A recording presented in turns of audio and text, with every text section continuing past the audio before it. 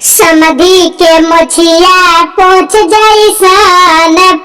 जैसन अरे भक भक बसाले उ भोक जैसन।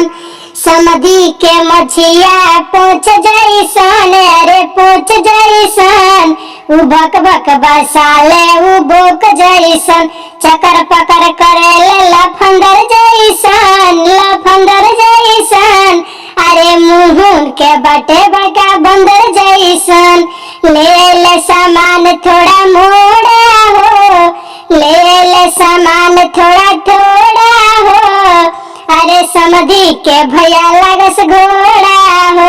ले ले सामान थोड़ा मोड़ा हो, थोड़ा थोड़ा हो उनके दीदिया के लड़का होला जोड़ा हो।